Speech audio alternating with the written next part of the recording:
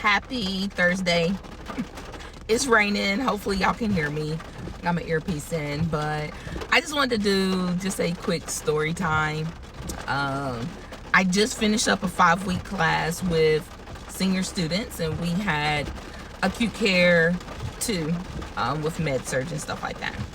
So my class was with 20 students, and I had a really good time with them. I have no complaints. I've learned so much.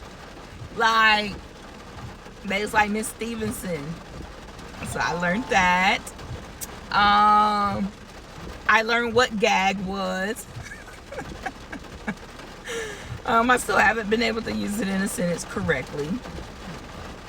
But they just took their final yesterday, and I've got to take out some things and, finish up my shell. But I am so proud of them. I literally told them that I was proud of them. One thing that I started doing that I didn't realize that, I know I'm laughing because it's just so funny. I'm sorry. But one thing that I noticed that I started doing was, as they turn or finish their exam, they bring back their paper. Because I put dosage on their quizzes or tests, I'm sorry. But what happens, I can go ahead and as soon as I see them get up, I go ahead and look at their grade. Now I may have to go in and manually check their dosage, that kind of thing. But if they pass, I tell them good job.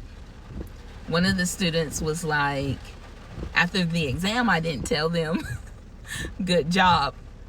And she was like, I didn't know how I did because you didn't say good job.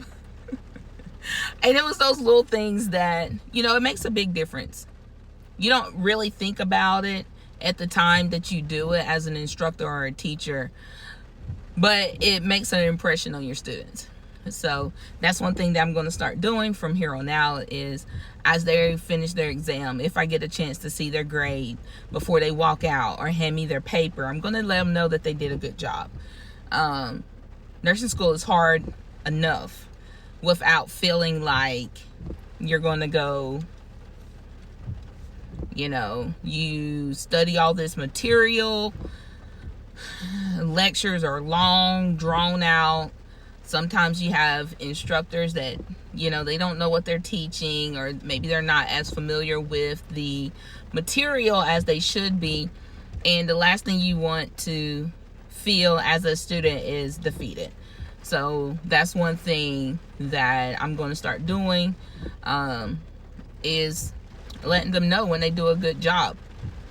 I know they all have high expectations for themselves, and me as an instructor, I have high expectations for my students as well too. But nevertheless, I'm always going to give them flowers when it's needed. Let them know that I'm proud of them. Yesterday I was just so happy that they all did good. 20 out of 20 students passed on for the next term, and it made my heart jump. I was excited. I was proud. Some gave me hugs. I got to take pictures with them, and it's those little things. I was a student not too long ago. I let them know that all the time. But there's one thing that I'm going to continue to do, and that's advocate for my students. I'm going to push them. I'm going to listen to them. I'm going to have a little bit of grace with them. Now, I can't be too graceful because these, we're trying to set them up to take care of sick people. Their lives, people that are sick, their lives are in our hands as nurses and medical staff. So I just want to say that I am super proud of them. I love their personalities was off the chain. Some was better than others. But I like the group.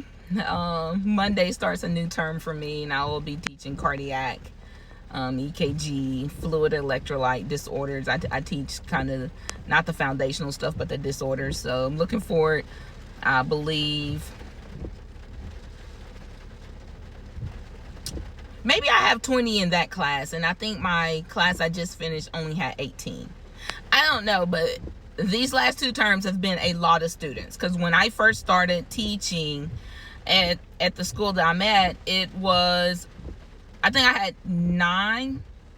had 12 students. Then the next term I had 9, and then I only taught clinical, which I love clinical. I'm going to do a story time on clinical. But nevertheless, stay tuned. I just started doing story time. So hopefully I'll continue to do that.